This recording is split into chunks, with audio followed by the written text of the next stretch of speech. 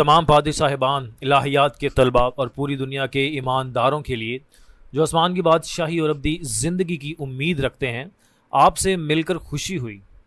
میں جے مو کیوم ہوں، شنچنجی چرچ آف جیزس کے متیا قبیلے کے چنگجو چرچ کا سربراہ۔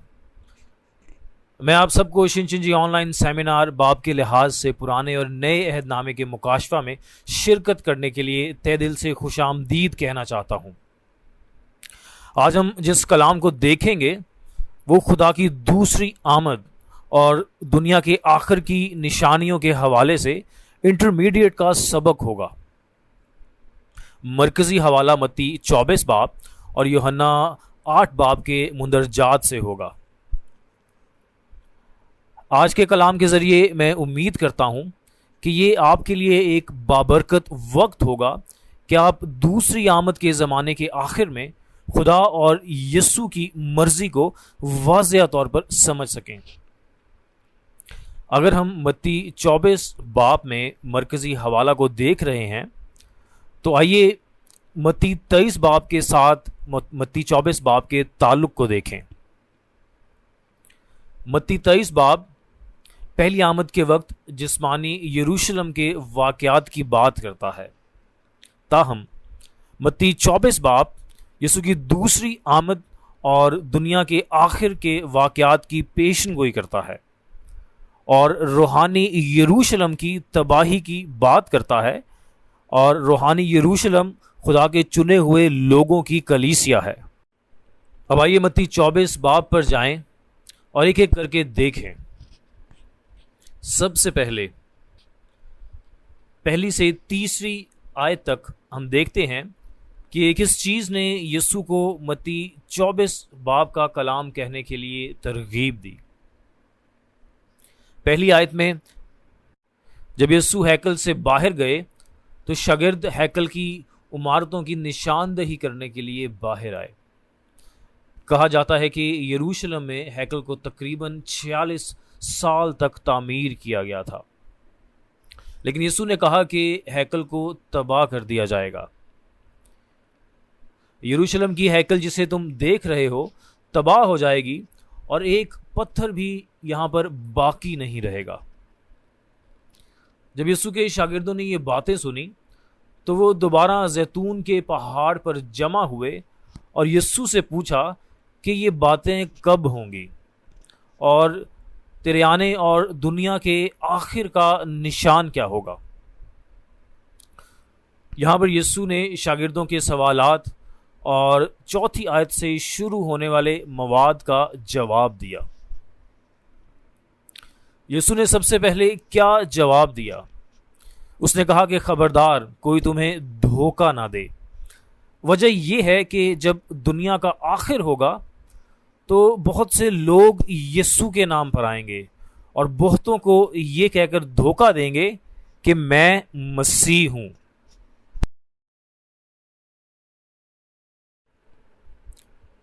تاہم یہ لکھا ہے کہ یہ ہونا ضروری ہے، لیکن آخر ابھی باقی ہے۔ قوم پر قوم اور سلطنت پر سلطنت چڑھائی کرے گی اور لڑائیاں ہوں گی، آفات اور جنگیں ہونے والی ہوں گی۔ یہ لکھا ہے کہ سلطنت کے خلاف سلطنت چڑھائی کرے گی۔ یہ ایک مملکت کے اندر نہیں بلکہ 2 مملکتوں کی لڑائی ہے۔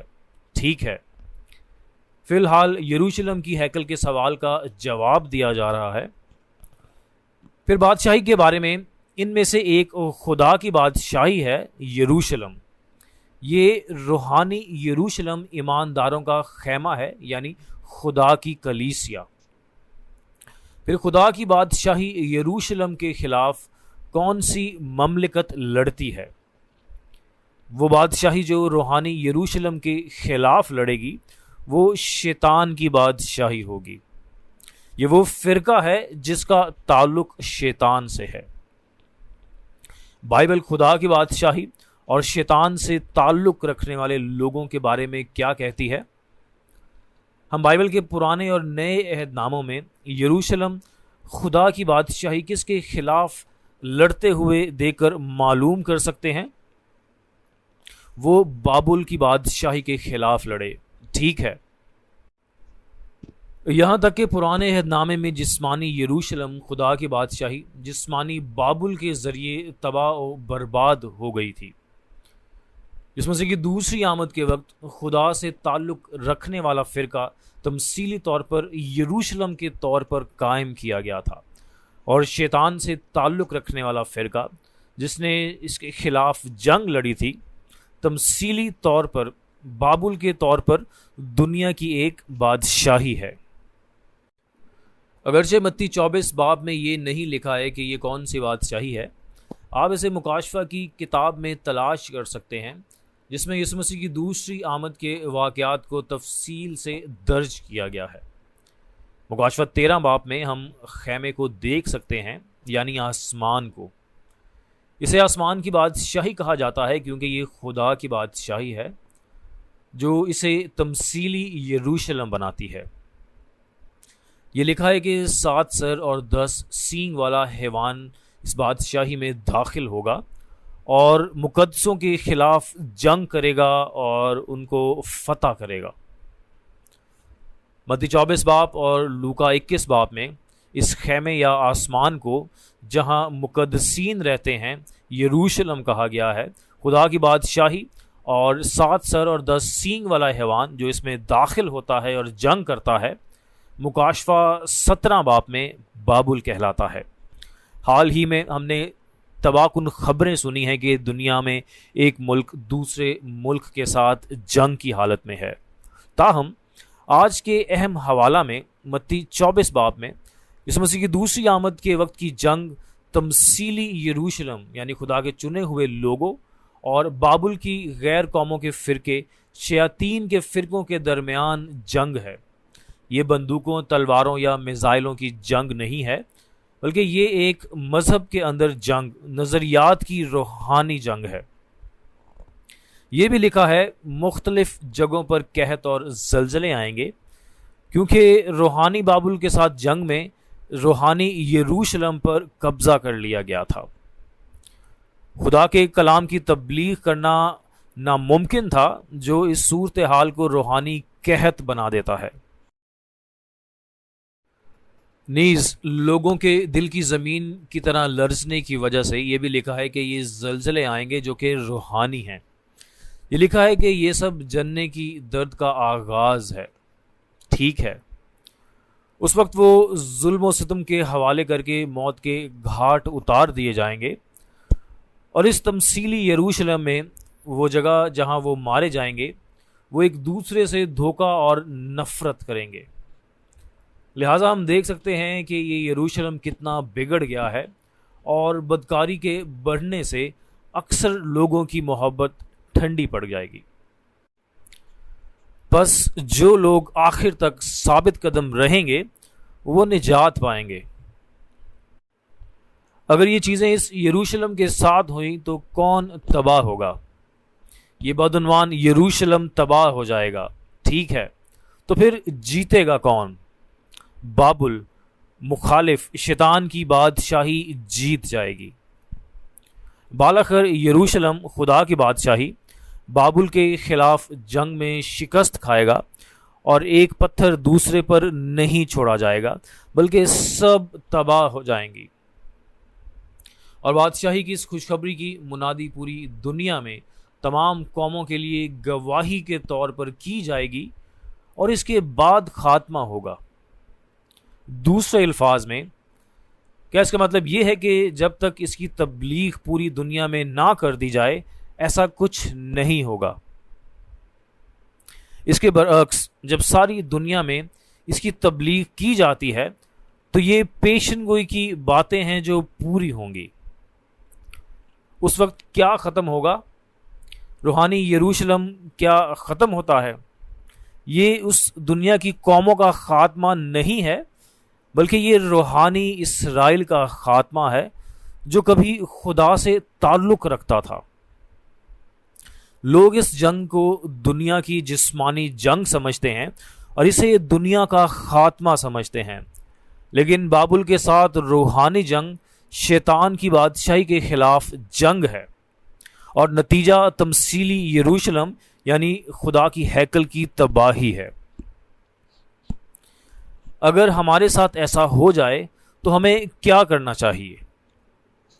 آئیے اسے مندرجہ ذیل آیات کے ذریعے دیکھتے ہیں۔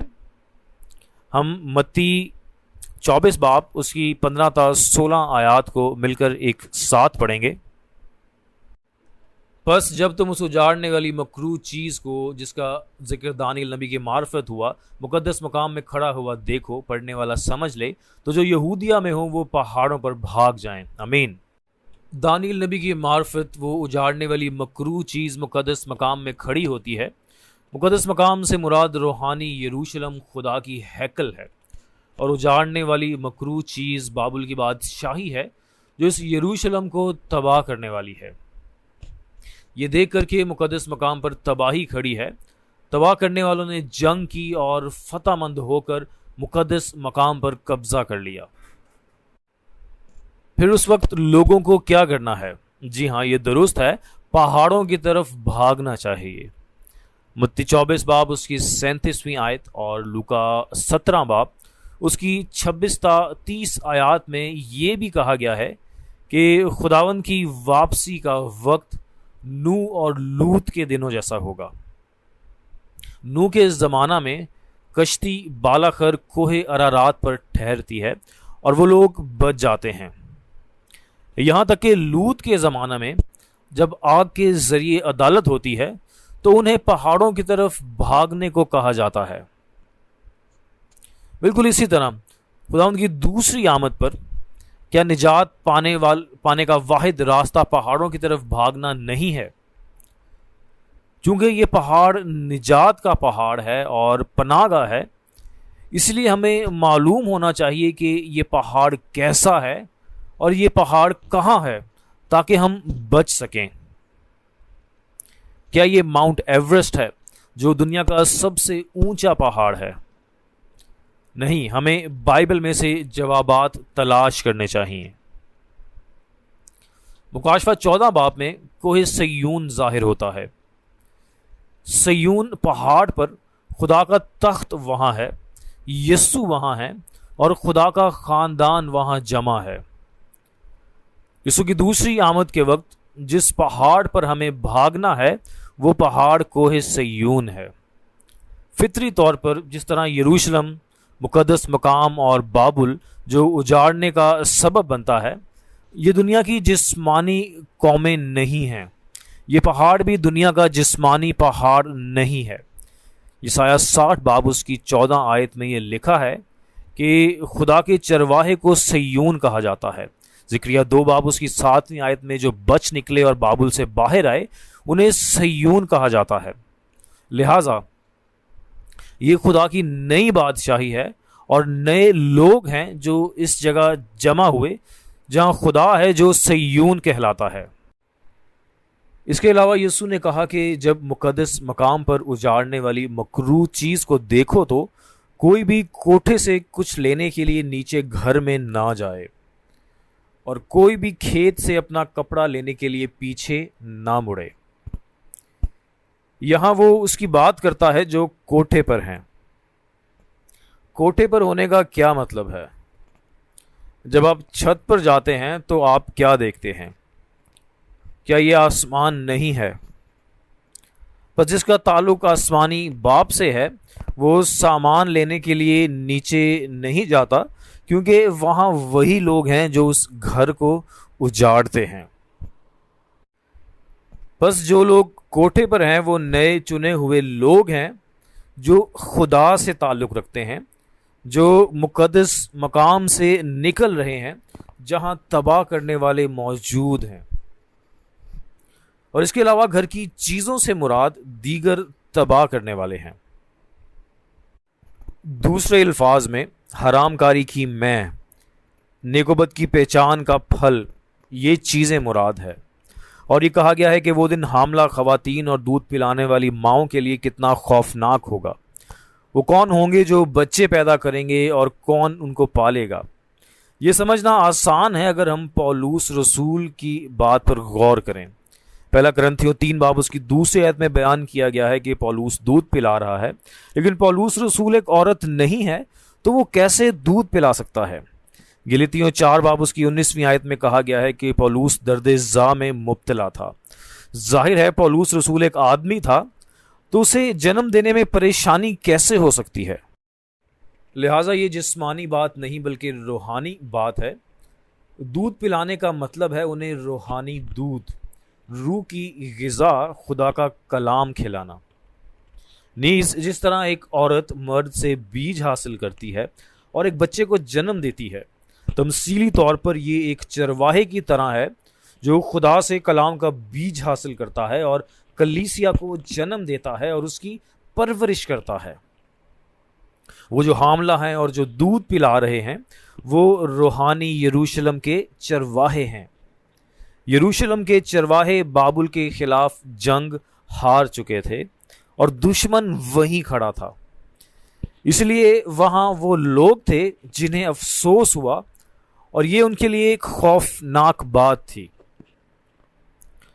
اور بیان کیا گیا ہے کہ دعا کرو کہ یہ باتیں جاڑے میں یا سبت کے دن نہ ہوں۔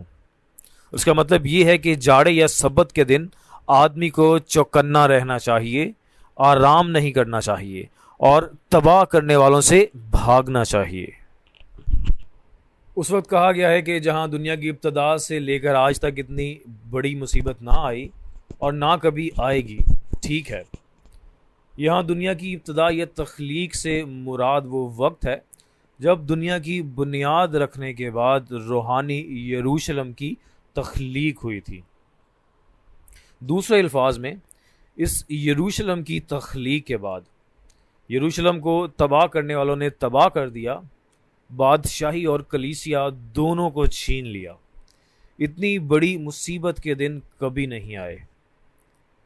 ان کا کہنا تھا کہ اگر ان دنوں کو کم نہ کیا جاتا تو کوئی بھی نہ بچتا۔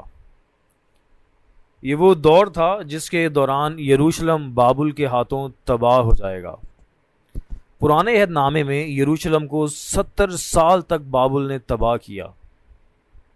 تاہم جب خدا واپس آئے گا، جب نیا عہد نامہ پورا ہو جائے گا، اس وقت تباہی کی مدت کم ہو جائے گی۔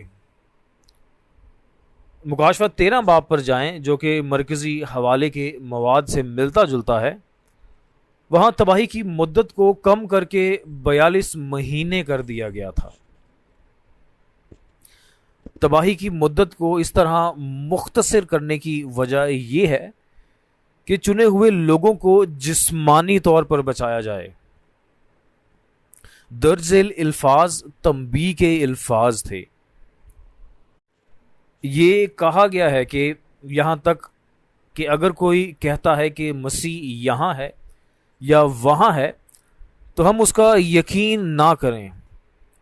جھوٹے مسیح اور جھوٹے نبی ظاہر ہوں گے، اور اگر ممکن ہو تو برگزیدوں کو بھی گمراہ کریں گے۔ بس اگر وہ کہیں کہ مسیح صحرا میں ہے یا کوٹھڑی میں ہے تو ان پر یقین نہ کریں۔ وجہ یہ ہے کہ جس طرح بجلی مشرق سے ظاہر ہوتی ہے اور مغرب کو چمکتی ہے، اسی طرح ابن آدم کا آنا بھی ہوگا۔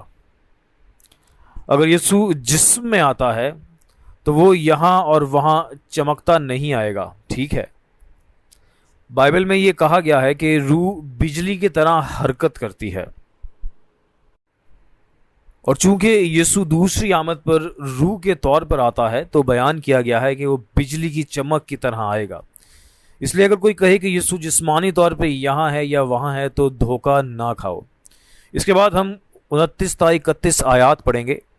اور فوراً ان دنوں کی مصیبت کے بعد سورج تاریک ہو جائے گا اور چاند اپنی روشنی نہ دے گا اور ستارے آسمان سے گریں گے اور آسمانوں کی قوتیں ہلائی جائیں گی، اور اس وقت ابن آدم کا نشان آسمان پر دکھائی دے گا، اور اس وقت زمین کی سب قومیں چھاتی پیٹیں گی اور ابن آدم کو بڑی قدرت اور جلال کے ساتھ آسمان کے بادلوں پر آتے دیکھیں گے، اور وہ نرسنگے کی بڑی آواز کے ساتھ اپنے فرشتوں کو بھیجے گا، اور وہ اس کے برگزیدوں کو چاروں طرف سے آسمان کے اس کنارے سے اس کنارے تک جمع کریں گے۔ آمین۔ مصیبت کے فوراً بعد سورج تاریک ہو جاتا ہے، چاند اپنی روشنی نہیں دیتا اور ستارے آسمان سے گرتے ہیں اور آسمانی قوتیں ہلائی جاتی ہیں۔ کیا اس کا مطلب یہ ہے کہ جسمانی آسمان میں سورج، چاند اور ستارے تاریک ہو کر گر جاتے ہیں، پھر اس جسمانی زمین پر کچھ بھی باقی نہ رہے گا۔ یہاں سورج، چاند اور ستاروں کو تمثیلی طور پر بیان کیا گیا ہے۔ پیدائش 37 باب اس کی 9 تا 11 آیات میں ہم دیکھتے ہیں کہ یعقوب کا خاندان، خدا کے چنے ہوئے لوگ، سورج، چاند اور ستارے کہلاتے ہیں۔ اصل حوالہ میں جس آسمان کو تباہ کیا جا رہا ہے وہ روحانی یروشلم کا خیمہ ہے، اور خدا کی دوسری آمد پر اس یروشلم کے منتخب لوگوں کو سورج، چاند اور ستارے کہا جاتا ہے۔ سورج، چاند اور ستاروں کے تاریک ہونے اور روشنی نہ دینے کی وجہ یہ تھی کہ روحانی یروشلم میں چرواہے اور مبشر تباہ ہو گئے تھے، اور وہ خدا کے کلام کی روشنی کی منادی نہیں کر سکتے تھے۔ اس کے علاوہ پہلے وہ آسمانی خدا سے تعلق رکھتے تھے، لیکن چونکہ اب وہ تباہ کرنے والوں سے تعلق رکھتے ہیں، اس لیے ان کے آسمان سے زمین پر گرنے کے طور پہ بیان کیا گیا ہے۔ یہ جسمانی دنیا کا خاتمہ نہیں ہے، بلکہ یہ یروشلم کا خاتمہ ہے۔ دوسرے الفاظ میں روحانی یروشلم کی دنیا کا خاتمہ زمانے کا اختتام ہے۔ متی 24 باب کے آغاز میں شاگردوں نے یسوع سے ان کے آنے اور زمانے کے اختتام کے نشان کے بارے میں سوالات پوچھے۔ یسوع کے آنے کے لیے زمانے کے اختتام کی نشانیاں ہونی چاہیے۔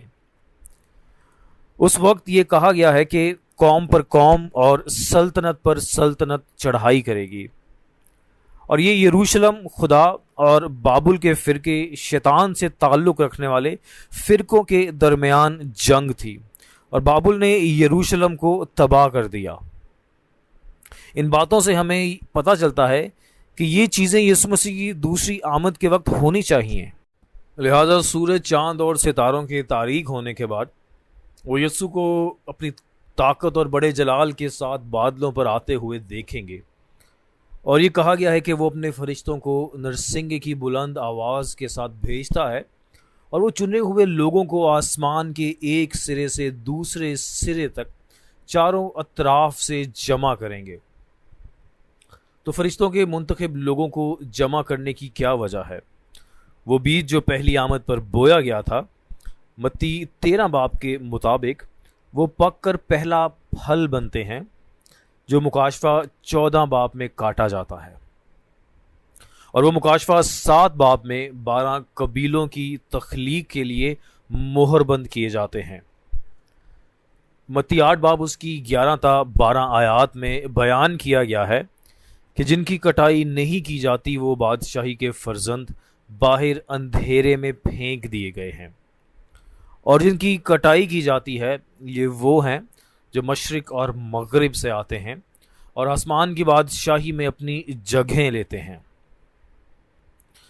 اور اس طرح دوسری آمد پر زمانے کے آخر میں ایک روحانی یروشلم ہے جو خدا کو دھوکہ دے کر تباہ ہو گیا ہے، اور ایک روحانی بابل ہے جو یروشلم میں داخل ہوا اور لڑا اور اس یروشلم کو تباہ کر دیا۔ بتایا گیا ہے کہ یہ سب کچھ اس نسل کے گزرنے سے پہلے ہو جائے گا، اور آسمان اور زمین ختم ہو جائیں گے، لیکن یسوع کا کلام کبھی ختم نہیں ہوگا۔ لہٰذا متی 24 باب کی پیشن گوئی ضرور پوری ہوگی، لیکن دن یا گھڑی کسی کو نہیں معلوم، صرف خدا جانتا ہے۔ ایک ایماندار جو آسمان کی بادشاہی اور ابدی زندگی کی امید رکھتا ہے، اسے ہمیشہ چوکنا رہنا چاہیے اور ان باتوں پر غور کرنا چاہیے، اور یہ جاننے کے قابل ہونا چاہیے کہ ہم کون ہیں اور کیا ہمیں بائبل کے مطابق تخلیق کیا گیا ہے۔ تو کسی کو کیسے معلوم ہونا چاہیے؟ ہم اسے اگلے مواد کو دیکھ کر سمجھ سکتے ہیں۔ وجہ یہ ہے کہ 2 آدمی کھیت میں ہوں گے اور ایک کو لے لیا جائے گا اور دوسرے کو چھوڑ دیا جائے گا۔ 2 عورتیں چکی پیس رہی ہوں گی، ایک لے لی جائے گی اور دوسری چھوڑ دی جائے گی۔ فصل کی کٹائی کے دوران جہاں چنے ہوئے لوگوں کو جمع کیا جا رہا ہے، وہ جو لیا جائے گا یہ وہی ہے جو خدا کے بیج سے دوبارہ پیدا ہوا ہے اور ان کی کٹائی کی گئی ہے۔ جو باقی رہ گئے ہیں یہ وہ ہیں جو شیطان کے بیج سے پیدا ہوئے ہیں اور ان کی کٹائی نہیں کی گئی۔ ہمیں یہ سوچنا ہے کہ ہم کن باتوں کی حقیقت بنیں گے۔ میں دعا کرتا ہوں کہ ہم ہمیشہ چوکس رہیں تاکہ ہم ایسے لوگ بنیں جن کی کٹائی ہو سکے اور خدا کی نئی بادشاہی اور نئے لوگ بن جائیں۔ آئیے 45 سے 47ویں آیت پڑھیں۔ پس وہ دیانتدار اور عقل مند نوکر کون سا ہے جسے مالک نے اپنے نوکر چاکروں پر مقرر کیا تاکہ وقت پر ان کو کھانا دے؟ مبارک ہے وہ نوکر جسے اس کا مالک آ کر ایسا ہی کرتا پائے۔ میں تم سے سچ کہتا ہوں کہ وہ اسے اپنے سارے مال کا مختار کر دے گا۔ آمین۔ آخر میں یسوع نے کہا کہ مالک کے گھر میں خادموں کے مقدسین کا سربراہ ایک وفادار اور عقل مند نوکر ہوگا اور مناسب وقت پر کھانا دے گا۔ اور اس نے کہا کہ مالک اپنے پاس جو کچھ ہے وہ نوکر کے سپرد کر دے گا۔ پھر یہ کس دور کی طرف اشارہ ہے؟ مناسب وقت پر کیا کھانا دیا جائے گا؟ اور کون وفادار اور عقل مند نوکر ہے جسے یسوع نے اپنی تمام چیزوں کا مختار کر دیا؟ وہ دور زمانے کا خاتمہ ہے جب یروشلم تباہ ہو جائے گا اور یہ فصل کی کٹائی کا وقت ہے۔ متی 24 باب کی ایک پیشن گوئی ہے جو یسوع مسیح کی دوسری آمد پر پوری ہوگی، جس کے بارے میں یسوع نے اس وقت کہا جب وہ اس زمین پر تھے۔ مکاشفہ 13 باب کا ایک واقعہ ہے جو مکاشفہ کی تکمیل کے وقت پیش آیا، اور متی 24 باب اور مکاشفہ 13 باب کا وہی مواد ہے جو یروشلم کی تباہی یعنی خدا کے خیمے کی بات کرتا ہے۔ مناسب وقت پر دیا جانے والا کھانا جسم کی خوراک نہیں بلکہ روح کی خوراک ہے۔ متی 24 باب کے معاملے میں متی 24 باب کا کلام کھانے کے لیے غذا ہے، اور مکاشفہ کے وقت مکاشفہ کی تکمیل کا کلام اس وقت کھانے کے لیے غذا ہے۔ وہ کھانا جو ہمیں خداوند یسوع مسیح کی دوسری آمد کے وقت کھانا چاہیے اور مناسب وقت پر دیا جانا چاہیے، یہ وہ کلام ہے جو 4 انجیل کی پیشن گوئیوں اور مکاشفہ کی پوری کتاب کی پیشن گوئیوں کی تکمیل کی گواہی دیتا ہے، اور مناسب وقت اس وقت کے لیے ہے۔ یہ نبوت کا کلام ہے جو اس کے تکمیل کی گواہی دیتا ہے۔ وفادار اور عقل مند نوکر جو مکاشفہ 2 باب اس کی 17 آیت میں یہ کھانا دیتا ہے، کہتا ہے کہ یسوع اس کو پوشیدہ من دیتے ہیں جو غالب آتا ہے۔ مکاشفہ کے 10ویں باب میں یوحنا کی طرح ایک چرواہا ہے، نیا یوحنا، جو کھلی کتاب حاصل کرتا ہے، اسے کھاتا ہے اور اس مکاشفہ کے ساتھ تمام لوگوں کو یہ غذا کھلاتا ہے۔ یہ وہ وفادار اور عقل مند بندہ ہے جو وقت پر کھانا دیتا ہے۔ یسوع اپنا تمام مال چرواہے کے سپرد کر دے گا، ٹھیک ہے۔ مکاشفہ 3 باب اس کی 12ویں آیت میں لکھا ہے کہ وہ غالب آنے والے پر خدا کا نام، نئے یروشلم کا نام اور یسوع کا نیا نام لکھے گا۔ جس طرح خدا نے پہلی آمد پر سب کچھ یسوع کو سونپ دیا تھا، اسی طرح یسوع نے دوسری آمد پر سب کچھ اس کے سپرد کرنے کا وعدہ کیا تھا۔ یہ چرواہا نئے عہد نامے کا وعدے کا چرواہا بن جاتا ہے۔ خدا ان کی دوسری آمد پر کیا لوگوں کو اس چرواہے سے نہیں ملنا چاہیے اور مناسب وقت پر خدا کا کھانا نہیں لینا چاہیے تاکہ اسے کھا کر ہمیشہ کے لیے آسمان کی بادشاہی میں رہ سکیں؟ ٹھیک ہے۔ تاہم یہ لکھا ہے کہ تمام قومیں حرام کاری کی مے سے مدہوش ہیں، اور یہ حرام کاری کی مے شیطان کی غذا ہے۔ مکاشفہ 18 باب کے مطابق تمام قومیں حرام کاری کی اس مے سے تباہ ہو جاتی ہیں اور شیطان کے ساتھ حرام کاری کرتی ہیں۔ وہ لوگ کہاں جائیں گے جو حرام کاری کی مے کے نشے میں شیطان سے تعلق رکھتے ہیں؟ جی ہاں، یہ درست ہے، وہ ختم ہو جائیں گے اور جہنم میں جائیں گے۔ تاہم کیونکہ وہ نشے میں ہیں، وہ نہیں جانتے کہ وہ کہاں جا رہے ہیں۔ انہیں سچائی کا کلام نہیں ملا، اگرچہ ان کو اس کلام کی منادی بھی کی جائے پھر بھی وہ اس کلام کو قبول نہیں کرتے، بلکہ وہ ستاتے اور مارتے ہیں۔ آپ جانتے ہیں پہلی آمد میں بھی ایسا ہی تھا۔ اب آئیے یوحنا 8 باب اس کی 44 سے 45 آیات کو ایک ساتھ پڑھتے ہیں۔ تم اپنے باپ ابلیس سے ہو اور اپنے باپ کی خواہشوں کو پورا کرنا چاہتے ہو۔ وہ شروع ہی سے خونی ہے اور سچائی پر قائم نہیں رہا، کیونکہ اس میں سچائی ہے نہیں۔ جب وہ جھوٹ بولتا ہے تو اپنی ہی سی کہتا ہے، کیونکہ وہ جھوٹا ہے بلکہ جھوٹ کا باپ ہے۔ لیکن میں جو سچ بولتا ہوں اس لیے تم میرا یقین نہیں کرتے۔ آمین۔ پہلی آمد پر یسوع نے یہودیت کی روایتی مذہبی دنیا کے سامنے پرانے عہد نامے کی گواہی دی۔ یہ وہ غذا تھی جو انہیں پہلی آمد پر کھانا چاہیے تھی، یہ مناسب وقت پر کھانا تھا، اور یہ خدا کے سچے الفاظ تھے۔ لیکن یہودیوں نے ایک نہ سنی اور جھوٹ بولا اور اپنا فیصلہ سنا دیا۔ تو ان کا باپ کون تھا؟ یسوع نے گواہی دی کہ ان کا باپ شیطان تھا۔ اس لیے جب ان کو سچائی کے کلام کی منادی کی گئی تو بھی وہ ایمان نہیں لائے، بلکہ انہوں نے یسوع کو ستایا اور یہاں تک کہ یسوع کو مار ڈالا۔ اس طرح یسوع مسیح کی دوسری آمد پر جو متی 24 باب میں ہوتا ہے، وعدہ شدہ چرواہے نے روایتی گرجا گھروں کو مکاشفہ کی کتاب کی تکمیل کی گواہی دی۔ یہ ایک ایسی غذا ہے جسے دوسری آمد کے وقت کھانا چاہیے، جو مناسب وقت پر کھانا ہے۔ لیکن ان کا باپ کون ہوگا اگر وہ اس کلام الہی کو سننے کی بجائے جھوٹ بولیں اور ستائیں اور قتل کریں؟ یسوع کی دوسری آمد کے وقت روایتی چرچ کے لوگ اپنے آپ کو منتخب لوگ ہونے پر فخر کرتے ہیں، لیکن ان کی کٹائی نہیں کی گئی۔ انہوں نے اپنے دروازے پر لکھا ہے کہ کٹائی کرنے والوں کو اندر آنے کی اجازت نہیں ہے، اور وہ ایذا دیتے ہیں اور بہتان لگاتے ہیں۔ در حقیقت وہ نئے عہد نامے کی پیشن گوئیوں کی گواہی کو نہیں سنتے جو پوری ہو چکی ہیں، بلکہ انہوں نے خدا کے مقدسین کے 4 لوگوں کو جبری مذہبی تبدیلی کے ذریعے ان کو وہاں سے نکالا، ان لوگوں کو قید کیا، ان لوگوں کو ستایا اور یہاں تک کہ ان لوگوں کو قتل کر دیا۔ یوحنا 16 باب، متی 10 باب اور متی 25 باب کے مطابق خدا کی نئی بادشاہی کے 12 قبائل اور نئے لوگوں کو ستایا جا رہا ہے۔ ہر دور میں ظلم کرنے والوں کا تعلق کس سے تھا، اور جن پر ظلم کیا جاتا رہا ان کا تعلق کس سے تھا؟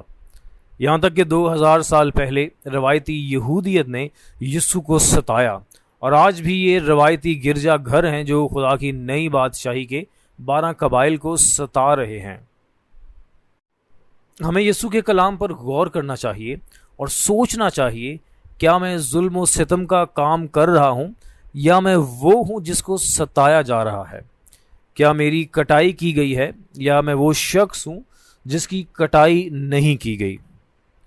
آج بھی وعدہ شدہ چرواہا جو غالب آتا ہے، اور خدا کی نئی بادشاہی اور نئے لوگوں کو تباہ نہیں کیا جائے گا، بلکہ تباہ کرنے والے ختم ہو جائیں گے، اور جب وہ ختم ہو جائیں گے تو خدا کی ابدی بادشاہی قائم ہوگی اور وہ مکمل ہو جائے گی۔ لہٰذا میں دعا کرتا ہوں کہ آپ بائبل کے ذریعے وعدہ شدہ چرواہے اور خدا کی وعدہ شدہ بادشاہی کو تلاش کریں، اسے ڈھونڈیں، اسے پائیں۔ میں ان تمام باتوں کو منظم کروں گا جو کلام آج ہم نے سنا ہے۔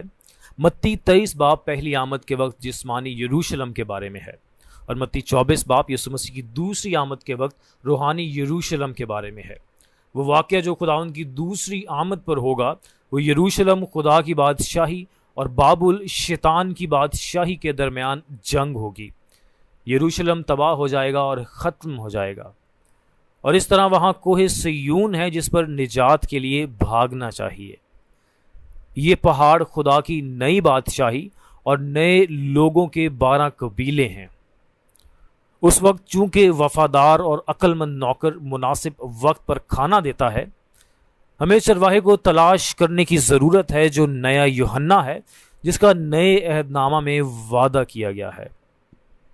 ہم مکاشفہ کا کلام دیکھتے ہیں، اسے کھاتے ہیں اور فصل کو کاٹتے ہیں۔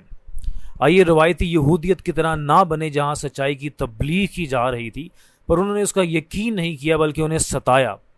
آئیے دیکھیں اور یقینی بنائیں کہ ہم جانتے ہیں کہ ہم بائبل کے مطابق کون ہیں اور صحیفوں کے مطابق تخلیق ہوں۔